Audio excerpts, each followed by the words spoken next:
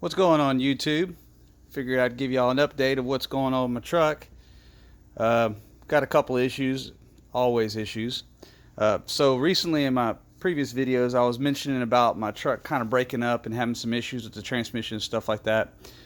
So it's kind of two separate issues, but I'll start with the first one. So what I ended up doing is, you can see my fuel pump system is all torn apart. I got my gas tank down here, my fuel lines, all that stuff like that. I wanted to just make sure, because I kind of did the fuel system myself with some tips and tricks from other people that have done it before, and I really didn't have anything to go by other than just kind of inventing the wheel on my own. So the way I originally had it was, these are my two fuel pumps, and you can see how one of them has some stainless steel tubing braiding right there, and then this is the fuel pump that's actually in where the regulator used to be at. And then here's the other fuel pump. This is where the primary one used to be at. They're both 450 liter per hours, and that's where the return goes right here. This is the fuel hat, the dash 8 fittings, and the evap line, of course, is blocked off, and then the bulkhead for the wiring that passes through the bottom that connects to the other fuel pump. This is the bucket. I went ahead and drilled some holes in the bottom of it, because when you have two fuel pumps going full bore, sometimes you can empty out the volume inside this bucket. So I went ahead and did that. But after talking to my friend Jamie Decker with JD Performance Solutions, he's the one who builds the fuel system modules and systems for OZ tuning, and I got some tips and tricks from him about what to do. And so I got a new fuel hat coming, some new bulkheads, a new bucket that's drilled up front, so whenever I could take off, it sloshes towards the back of it, instead of it just emptying right here, because when it gets below a quarter tank of gas, I can hear it starving for fuel, and the fuel pressure gauge shows it. But I just wanted to break this down to y'all and show y'all, in case y'all had any interest. I don't know, the previous videos a long time ago had me kind of a walkthrough, but this is how it is right now.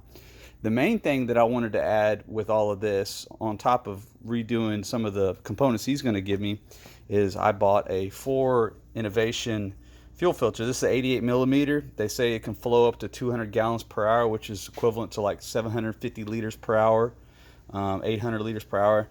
And I don't plan on doing any mile events, so I don't think it needs to have the full capacity that the two pumps can produce. So I think I'll be okay with this. This has also got, I opted for a 10 micron stainless steel filter that goes inside here. This is serviceable. As you can see right there, this side, the service is in. So I can take this out and clean it out whenever I need to. It's a $40 option, so that's money well spent. And I just want to make sure, because right now, as you can see, this is the sock on the bottom of the prime fuel pump. This other fuel pump is what's turned on with the hop switch.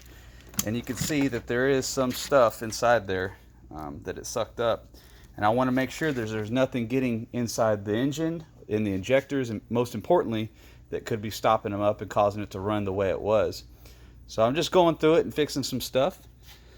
So there's that. I'm going to mount that on the rail. I have some dash 8 press lock fittings, a little 45 here, and another one that's going to go on the straight side going into the tank. I can do another video showing how I'm going to do the installation on that, but the main reason for this video was to just give y'all kind of an update of what's going on. Also, the other thing I did was I went ahead and installed the On3 breather kit. I just had a single one before, and now I have duals that have the fittings that go on top of the valve covers, which is a pretty nice setup. It's also got, I don't know if you can see or not, but it's got a dipstick right here that you can unscrew right there, and you can pull it out and check to see how much water is actually built up in it. So that's pretty cool. The breathers for it and all that good stuff. But the other thing I wanted to let y'all know is, this is what's going to happen if I ever get this thing running good, is I got some new drag rims. Kind of went on a budget. I didn't the other drag rims that I had were kind of on rental, so I went ahead and got some of my own. Let y'all see them. And I've already pulled them out myself and inspected them, and they're all good. Everybody has horror stories about UPS damaging rims. So they're just a matte black Vision wheel. kind of like my old truck. They're 17 by 9.5, and they have a 20 millimeter offset, I believe. So they should sit just right. And they are very light. They only weigh 22 pounds a piece.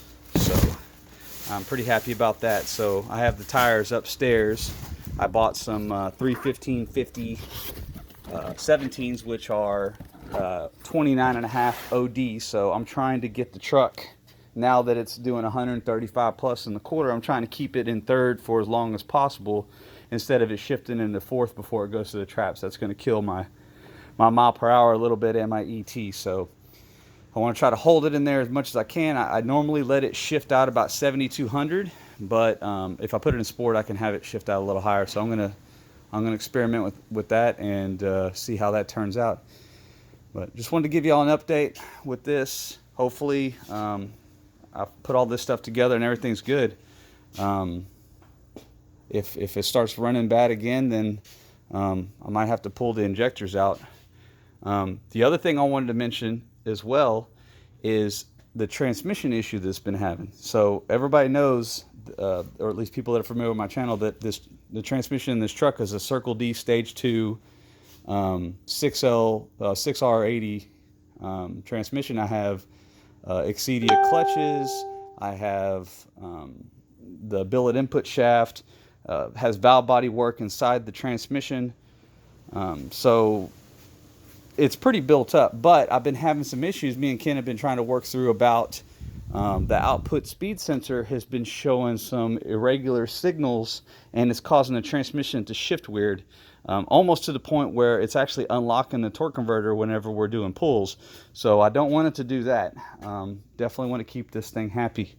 So I'm going to go ahead and get all this buttoned back up with the fuel system, and I'm going to take it back to Circle D and have them put their IDS handheld on it and check that that sensor and see what the readout is, and then make adjustments from there. They think that it might be a bad lead body frame, which is actually the lead frame. I mean, it's actually basically kind of the circuit panel that's inside the transmission itself.